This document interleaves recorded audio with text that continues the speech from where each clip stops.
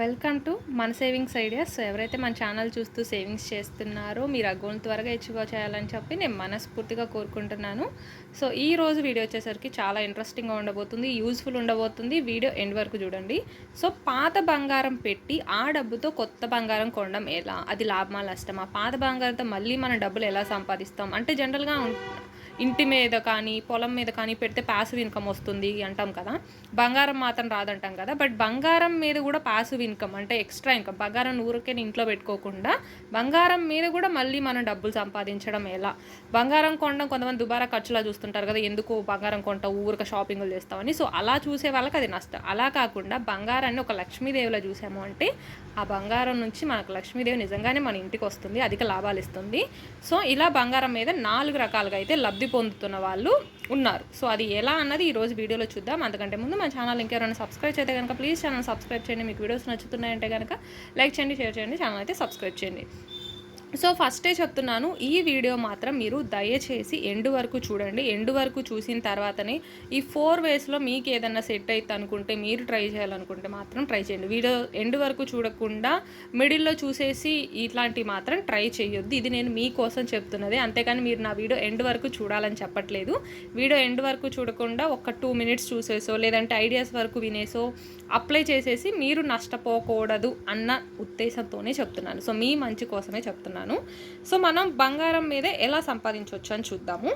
First one వచ్చేసరికి మన దగ్గర పాత బంగారం ఉంటుంది కదా, అంటే మన ఇంట్లో ఉన్న ఏదైనా బంగారం కానీ లేదంటే పాడైపోయి కొత్త నగలు చేర్చుకోవాలన్న బంగారం కానీ జనరల్గా కొంతమంది ఏం చేస్తారు అంటే ఈ బంగారం తీసుకెళ్ళి మనం ఏంటి ఫర్ ఎగ్జాంపుల్ మన ఇల్లు కట్టించుకోవాలంటేనో ఏదైనా అప్పులు ఉంటేనో అవి తీర్చుకోవడానికో మనం గోల్డ్ లోన్ తీసుకుంటాం. బట్ కొంతమంది ఏం చేస్తారంటే మన దగ్గర ఉన్న పాత బంగారాన్ని తీసుకెళ్ళి బ్యాంకులో పెడుతుంటారనమాట. సో బ్యాంకులో పెట్టి ఆ వడ్డీతో లైక్ అంటే డబ్బులు తీసుకుంటాం కదా, ఫర్ ఎగ్జాంపుల్ 1,00,000 రూపాయలు 2,00,000 మనకి గోల్డ్ మీద డబ్బులు ఇచ్చారనుకోండి, ఆ మనీతో వాళ్ళు కొత్త బంగారాన్ని కొంటుంటారనమాట. సో దీనివల్ల కూడా లాభం పొందుతారు. ఇది ఎలా లాభం అంటే ఇలా బంగారాన్ని వాళ్ళు నెమ్మదిగా రెట్టింపు చేసుకుంటూ లాభపడుతుండే వాళ్ళు కొంతమంది ఉంటారు. అంటే ఇప్పుడు పాత బంగారం పెట్టారు, ఆ డబ్బు తెచ్చుకున్నారు, ఆ డబ్బుతో కొత్త బంగారాన్ని కొనుక్కుంటారనమాట.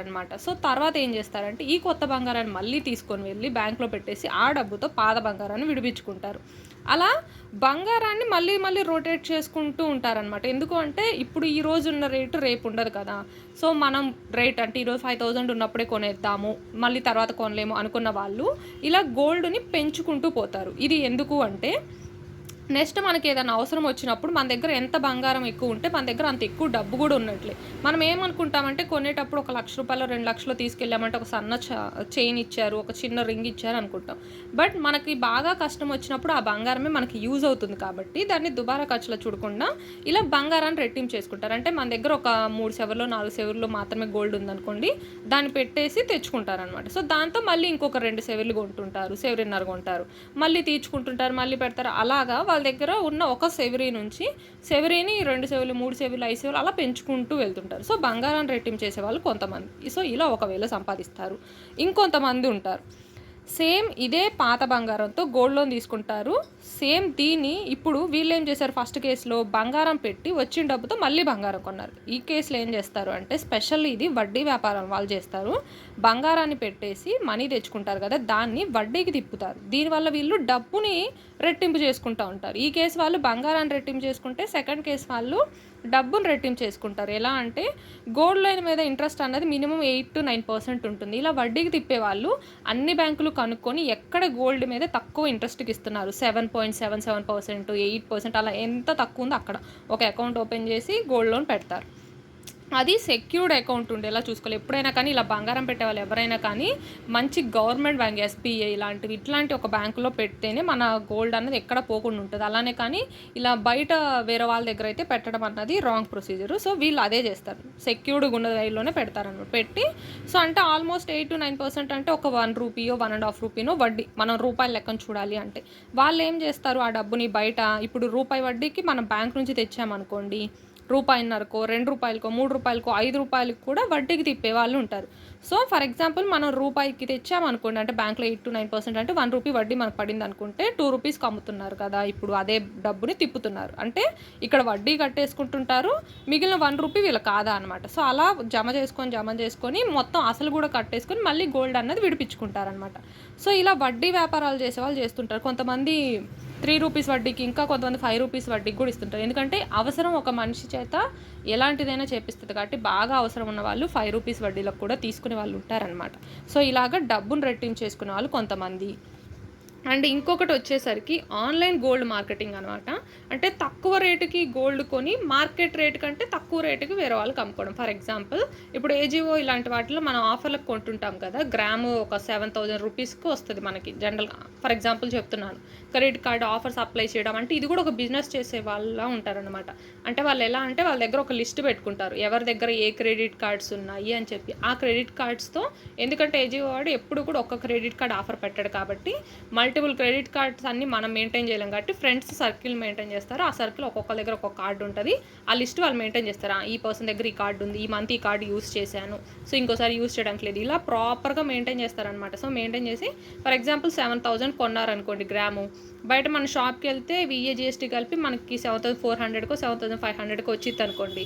సో వీళ్ళు బయట వాళ్ళకి ఏమవుతారు, నేను నీకు 7,300కి ఇస్తున్నాం అంటారు. సో అలా గ్రామ్ మీద కనీసం ఒక 200-300 ప్రాఫిట్ వేసుకొని అమ్ముతారు. సో కొనేవాడు ప్రాఫిట్ వేసుకొని అమ్ముతారు, అమ్మేవాడికి కూడా షాప్ మీద కంటే ఒక 100 తగ్గుతుంది కదా అని చెప్పి కొంటారు. సో దీన్ని తిప్పుతారు. ఇలా 1 గ్రామ్ కాదు, ఒకేసారి ఇలా ఒక 10 గ్రామ్స్ 20 గ్రామ్స్ కొని పెట్టుకుంటారు. అలా కొనాలి అంటే వీళ్ళ దగ్గర ముందు మనీ ఉండాలి. ఏదైనా మనీ ఉండి కొనే వాళ్ళు కొంతమంది, లేదంటే సేమ్ ఇప్పుడు చెప్పినట్టు గోల్డ్ని తీసుకుపోయి బ్యాంక్లో పెట్టుకొని డబ్బులు తెచ్చుకొని తిప్పుకొని మళ్ళీ బ్యాంకు కట్టేసుకొని ఇలా అనమాట. సో ఈ కేసులో వీళ్ళు ఏం చేస్తారంటే, ఇలా తక్కువకి వచ్చింది కాబట్టి గోల్డ్ని కొంత వాళ్ళ దగ్గర ఉంచుకుంటారు, కొంత గోల్డ్ని మాత్రం ఇలా ఎక్కువగా అమ్మేసుకుంటారు. సో అలా వాళ్ళ దగ్గర ఉన్న మనీని రెట్టింపు చేసుకుంటుంటారు, గోల్డ్ని కూడా రెట్టింపు అయితే చేసుకుంటారు. సో ఇది ఒక కేసు చేస్తారు. కానీ ఈ కేసులో కూడా లాస్ అయితే ఉంది. ఎందుకంటే నేను మన వ్యూవర్స్ కొంతమంది పెట్టారు, ఏజీవోలో కొంచెం ఫ్రాడ్స్ కూడా జరుగుతున్నాయంట. సో వాళ్ళు ఫేస్ చేశారంట. సో అందుకని మనం చెప్పలేము ఎప్పుడు ఏం జరుగుతుందని. ఇప్పుడు నా కేసులో ఉన్నాను, నాకు సిల్వర్ కాయిన్స్ కానీ గోల్డ్ కాయిన్స్ కానీ నాకు అన్నీ పర్ఫెక్ట్గా రిసీవ్ అయ్యాయి. బట్ వాళ్ళ కేసులో వాళ్ళకి డ్రెస్సెస్ అవి ఏదో సంథింగ్ అయ్యాయంట. సో ఇలా ఫ్రాడ్ జరిగే ఛాన్స్ ఉంది. అప్పుడు మనం ఏం చేస్తాం అలా అనమాట. So and most important 4th one వచ్చేసరికి, ఇది జనరల్గా మనము పల్లెటూర్లలో చూస్తుంటాం అన్నమాట. దీని మీద కోట్లు సంపాదిస్తున్న వారు ఉన్నారు. ఇలా గోల్డ్ మీద డబ్బుని డబుల్ త్రిబుల్ చేసి కోట్లు సంపాదించి ఉన్న వాళ్ళు ఉన్నారు, లక్షలు పోగొట్టుకున్న వాళ్ళు ఉన్నారు. ఎలా అంటే, మన దగ్గర ఇప్పుడు పాత బంగారం ఉంది కదా, సేమ్ ఇట్లానే బ్యాంకులో పెట్టి ఆ డబ్బుతో వీళ్ళు వడ్డీ వ్యాపారం చేస్తారు. అయితే పల్లెటూర్లలో ఎట్లా చేస్తారు అంటే, మా దగ్గర మీరు షూరిటీగా ఏదన్నా పెట్టండి అంటారు. అంటే ఇప్పుడు 1,00,000 రూపాయలు నేను నీకు అప్పు ఇవ్వాలి అంటే నాకు షూరిటీ ఏంటి అని చెప్పి వాళ్ళ దగ్గర పొలం కానీ గోల్డ్ కానీ ఉంటే అది షూరిటీగా పెట్టించుకొని వాళ్ళకి ఇచ్చేస్తుంటారనమాట. అంటే తక్కువ వడ్డీకి ఇవ్వడము లేదంటే ఎక్కువ వడ్డీకి ఇవ్వడము ఇస్తారు. సో వీళ్ళు పల్లెటూరు వాళ్ళు కదా, స్పెషల్లీ మ్యాక్సిమం ఇట్లా తీసుకునే వాళ్ళు ఎక్కువ రైతులు ఉంటారండి. సో వాళ్ళు ఏంటంటే కట్టలేం కదా, ఎందుకంటే ఒకసారి పొలం చేతికి వస్తుంది రాదు. సో కట్టలేక వాళ్ళు ఏంటంటే వాళ్ళ పొలాలని గోల్డ్ని వదిలేసుకుంటారనమాట. దానివల్ల ఎవరైతే ఇలా అమ్ముకుంటున్నారో వాళ్ళు చాలా అయితే గోల్డ్ వస్తుంది. ఇప్పుడు ఒక 3 చెవులు చైన్ పెడతారు ఒకళ్ళు వచ్చి, ఇంకొంతమంది వచ్చి 1 ఎకరం పొలం 1/2 ఎకరం పొలం వాళ్ళకి పెడతారు. ఒక 1 year 2 year వరకు వడ్డీ కట్టడానికి చూస్తుంటారు. కొన్నిసార్లు పొలం పండదు, వడ్డీ కట్టలేరు.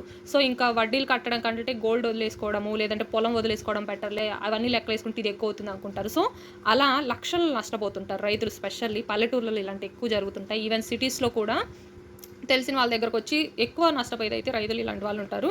బట్ ఇదే ఎదుటివాడి అవసరాన్ని క్యాష్ చేసుకొని డబ్బు సంపాదించే వాళ్ళు ఇట్లా వీళ్ళు ఉంటారనమాట. సో వీళ్ళు ఏంటంటే ఇంకా ఆ బంగారం పొలం వీళ్ళకు ఉండిపోతుంది. అంటే న్యాయంగా చేసేది ఒక రకం ఉంటుంది, అంటే ₹1 వడ్డీకో ₹1.5 లేదంటే ఎదుటివాడి కష్టం చూసో, అలా కాకుండా వాంటెడ్లీ ఎక్కువ వడ్డీకి ఇచ్చేసి వాంటెడ్లీ పాప లెక్కలు తెలియని వాళ్ళకైతే ఇంకా ఎక్కువ చెప్పేసి వాళ్ళ పొలాలు గోల్డ్ తీసేసుకున్న వాళ్ళు కూడా ఉంటారు. సో అలా కోట్లు సంపాదిస్తారు. కొంతమంది న్యాయపరంగానే సంపాదిస్తారు. వాళ్ళు డబ్బులు ఇచ్చారు, వాళ్ళు డబ్బులు కట్టలేకపోయారు, సో వీళ్ళు ఉంచేసుకున్నారు. సో దాన్ని మనం ఏమనలేము. బట్ ఇలా నష్టపోయే వాళ్ళు ఉంటారు, పోగొట్టుకునే వాళ్ళు ఉంటారనమాట. సో వీడియో ఎండ్ వరకు చూడమనడానికి రీజన్ ఏంటంటే, ఇప్పుడు ఇలా 4 waysలో సంపాదించవచ్చు అన్నాం కదా అని చెప్పి ఇది ప్రతి ఒక్కళ్ళు ట్రై చేసేది కాదు. ఎందుకు అంటే ఇవి చెయ్యాలి అంటే మనకంటూ ఒక సోర్స్ ఆఫ్ ఇన్కమ్ అయితే ఉండాలి. ఇప్పుడు మీరు గోల్డ్ లోన్ పెట్టి గోల్డ్ తెచ్చుకున్నారు అంటే మీరు దాన్ని బంగారం రెట్టింపు చేయాలన్నా, మళ్ళీ బంగారం కొనాలన్నా, ఆ డబ్బును వడ్డీకి తిప్పుకోవాలన్నా, ఇలా తాకట్లో పెట్టుకోవాలన్నా, ఏది చేయాలి అన్న. సో మీరు ఏదైతే బ్యాంకు నుంచి అప్పు తీసుకున్నారో ఆ వడ్డీ అప్పు మీరు కట్టాలి. అలా ముందు మీరు కట్టాలంటే మీకు ఇంకొక సోర్స్ ఆఫ్ ఇన్కమ్ ఉండాలి. సో అలాగా బ్యాంక్ నుంచి తీసుకున్నది మేము కట్టగలము అనుకున్నప్పుడు మాత్రమే ఇలాంటివి ట్రై చేయాలి. లేదు అనుకోండి, మనం అనుకున్నది పోతుంది, మనం అప్పు చేసుకున్నది పోతుంది. అంటే ఫర్ ఎగ్జాంపుల్ మీరు ఒక 10 గ్రాములు బ్యాంక్లో పెట్టారనుకోండి, 10 గ్రాములు పెట్టారు, దాంతో ఒక 5 గ్రాములు కొన్నారు వాళ్ళు ఇచ్చిన డబ్బుతో, కట్టలేకపోయారు. ఆ 10 గ్రాములకి మీరు వడ్డీ అసలు కట్టలేకపోయారు. ఎందుకంటే మీకు ఇంకొక సోర్స్ ఆఫ్ ఇన్కమ్ లేదు, ఎటు నుంచి మీరు జాబ్ చేస్తున్నది లేదు, మీకు ఇంట్లో ఇచ్చేవాళ్ళు లేదు, ఏమీ లేదు, ఏదో ఇది చూసేసి చేసేసారు అనుకోండి. అప్పుడు ఏమవుతుంది, ఇప్పుడు మీరు కట్టలేకపోయినందుకు ఆ 5 గ్రాములది పోవచ్చు, ఆ 10 గ్రాములది పోవచ్చు, లేదంటే 10 గ్రాములు పోతుంది, 5 గ్రాములు వస్తుంది అనమాట. సో 5 గ్రాములు కొనడం కోసం 10 గ్రాములు పోగొట్టుకున్నట్టు ఉంటుంది. సో అలాంటివి చేయకూడదు. ఇలాంటి వాళ్ళు ఎప్పుడు చేయాలి అంటే, చెప్పాను కదా, మన దగ్గర ఒకటి సోర్స్ ఆఫ్ ఇన్కమ్ ఇంకోటి ఉండాలి. మనం ఖచ్చితంగా వడ్డీ అసలు కట్టగలం అనే డబ్బులు మన దగ్గర ఉండాలి. రొటేట్ చేసుకోవాలి, ఇలాగ గోల్డ్నైనా మనీనా అంటే మన దగ్గర సర్కిల్ ఉండాలి. ఇప్పుడు మనం వెళ్ళి బ్యాంక్లో పెట్టి తెచ్చుకున్నాం, మన దగ్గర అప్పు తీసుకునేవాడు కూడా ఉండాలి కదా. సో మన దగ్గర అప్పు తీసుకునే పర్సన్ ఉండాలి, అలాగే ఆ అప్పు అతను కట్టగలిగే వాడు కూడా ఉండాలి. ఎందుకంటే అప్పు తీసుకుని ఎగ్గొట్టే వాళ్ళు కూడా ఉంటారు, రెండు సైడ్లోనే నష్టపోయే వాళ్ళు ఉంటారు. సో వాళ్ళు కట్టలేదు అనుకోండి, మన దగ్గర మనం ఏదో 2 రూపాయలకు 3 రూపాయల వడ్డీ కాసపడ్డాము, వాళ్ళు ఎగ్గొట్టేసి వెళ్ళిపోయారు అనుకోండి, ఆ కేసులో మనం నష్టపోయే వాళ్ళం కూడా ఉంటాం. సో అదొకటి చూసుకోవాలి. సో తెలివితే అట్లా ఉండాలి, అలాగే కొంచెం కఠినత్వము, మాట తీరు కూడా ఉండాలి. ఎందుకంటే తీసుకున్నవాడు అప్పు, ఏదో సామెత అంటారు, అప్పు తీసుకునేవాడు ఒక్కసారి మాత్రమే అడుగుతాడు, బట్ అప్పు కట్టించుకోవాలన్నవాడు ఇంకా 10 సార్లు 100 సార్లు అడగాల్సి వచ్చింది అని చెప్పి వాళ్ళని అప్పు ఇవ్వండి అని చెప్పి మనం 100 సార్లు అడగాలి. సో దానికి మనకు కొంచెం కఠినత్వం ఉండాలి, గట్టిగా మాట్లాడగలగాలి. సో అది ఉండాలి. అండ్ స్పెషల్లీ ఇలా గోల్డ్ మనీ తిప్పగలగాలంటే తెలివితేటలు ఉండాలి. సో రూపాయికి తెచ్చిన దాన్ని 2 రూపాయలకి 3 రూపాయలకి ఎలా తెలివితేటలుగా తిప్పగలం, నష్టపోకుండా ఎలా తిప్పగలం, అండ్ నిజాయితీగా కూడా సంపాదించాలి ఎట్ ది ఎండ్ అని చెప్పి, ఎవరు నష్టపోకుండా. సో 2 సైడ్లన ప్రాఫిట్ ఉంటుంది, నష్టం ఉంటుంది అనమాట. సో ఇలాంటివన్నీ చేసేటప్పుడు మన దగ్గర ఇవన్నీ ఉన్నాయా లేదా, పర్ఫెక్ట్ క్యాలిక్యులేషన్స్ ఏంటి అని చూసుకొని చేసుకోవాలి తప్ప ఏదో అందరు చేస్తున్నారని మనం చేయకూడదు అనమాట. సో అందుకని మాత్రమే మిమ్మల్ని వీడియో ఎండ్ వరకు చూడమన్నాను. ఇన్ కేస్ మన వల్ల అది కాలేదనుకోండి, స్లో అండ్ స్టడీ విన్స్, ఇది నాకు బెస్ట్ పాలసీ అనిపిస్తుంది. ఈ అన్ని కాంప్లికేషన్స్ ఎందుకంటే స్లోగా సేవింగ్స్ చేసుకొని చిన్నగా మన దగ్గర ఉన్న మనీతో గోల్డ్ కాయిన్స్ సేవ్ చేసి పెట్టుకోవడమో, లేదు అంటే నిదానంగా గోల్డ్ స్కీమ్ కట్టుకొని గోల్డ్ చేయించుకోవడమో, చిన్నగా అన్న స్లో అండ్ స్టడీలా అన్న విన్ అవ్వడం బెస్ట్ ఆప్షన్ అని నాకు అనిపిస్తుంది. ఏది మన దగ్గర ఇలాంటి ఏమీ లేవురా బాబు మనకెందుకు అనుకుంటే అది కూడా చాలా best option. So I hope ఈ వీడియో మీకు నచ్చింది, యూస్ఫుల్ అయింది అనుకోని please like, share, subscribe. Thanks for watching.